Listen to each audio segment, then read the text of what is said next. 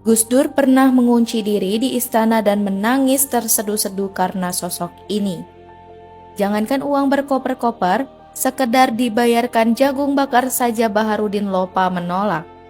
Baharudin Lopa dikenal sebagai salah satu pejabat paling jujur di Indonesia. Menteri Kehakiman dan Jaksa Agung RI era Presiden Gus Dur ini sangat anti suap.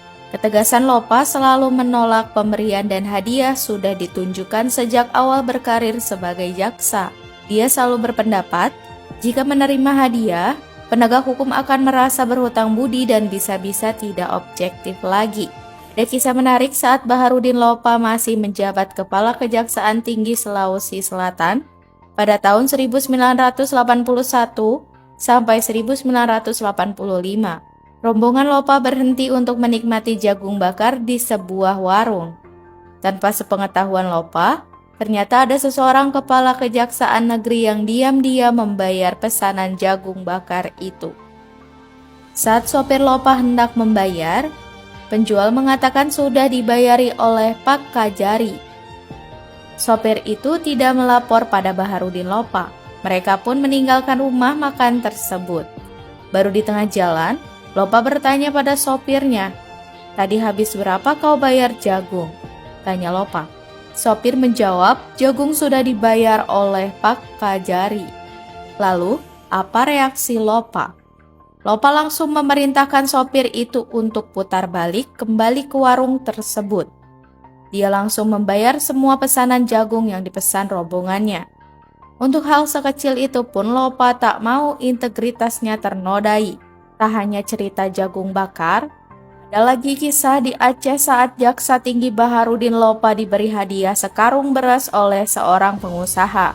Beras itu diantarkan oleh seorang kernet bus ke rumah Lopa. Kernet itu menjelaskan dari siapa beras tersebut. Baharudin Lopa pun geram mendengarnya.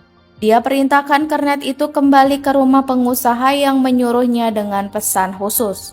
Ambil kembali beras sekarung ini di rumah Lopa. Demikian pesan khusus Lopa.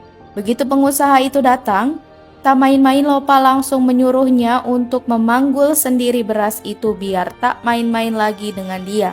"Kau panggul beras ini sendiri ya," kata Lopa.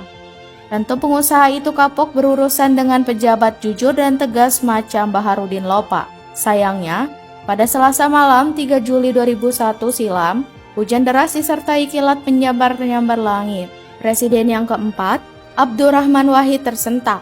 Ia mengunci diri dalam kamarnya di Istana Negara dan menangis terseduh. Ketika tangisannya agak reda, Gus Dur berucap lirih, "Malam ini, salah satu tiang langit bumi Indonesia telah runtuh. Tak seorang pun yang paham maksudnya. Lebih-lebih bisa-bisanya cucu Hadratus Syekh Hashim Ashari itu menangis seduh-seduhan." Tangis dan ucapan Gus Dur baru terjelaskan ketika panggilan telepon berdering pukul 11 malam dari Kedutaan Besar Republik Indonesia di Riyadh, Arab Saudi. Berita yang disampaikan sang penelpon mengenapi penglihatan Gus Dur sambil mengantarkan duka ke seluruh penjuru tanah air. Jaksa Agung Baharudin Lopa telah dipanggil penciptanya.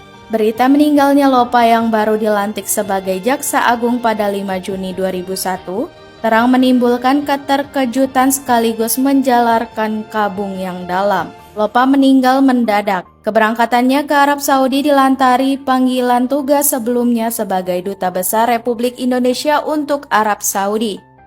Sesudah ditunjuk Gus Dur sebagai Jaksa Agung, ia harus menyerah terimakan tugas Duta Besar kepada Wakil Duta Besar KBRI Riyadh, Kemas Fajharudin. Setelah acara serah terima selesai, Lopa menyempatkan diri bertolak ke Makkah lewat perjalanan darat selama 10 jam untuk melaksanakan ibadah umroh. Selasa pagi 3 Juli 2001, Lopa mual-mual dan segera dilarikan ke Rumah Sakit Al-Hamadi, Riyadh. Tak lama kemudian, maut menyongsongnya. Kepergian Lopa yang mendadak terang mematahkan harapan akan proses hukum sejumlah kasus korupsi besar yang tengah dibedah. Nah, dari dua cerita tentang penolakan di atas, sekurang-kurangnya menjelaskan siapa Baharudin Lopa.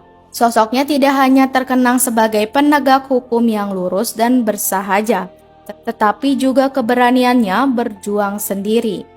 Baharudin Lopa barangkali menjadi eksemplar terakhir penegak hukum yang benar-benar tegak di atas kerang kejujuran. Prinsip jalan pedang yang dianut Lopa ini terkandung dalam kata-kata yang seringkali dikutip. Banyak yang salah jalan tapi merasa terkenang karena banyak teman yang sama-sama salah. Beranilah menjadi benar sekalipun sendirian.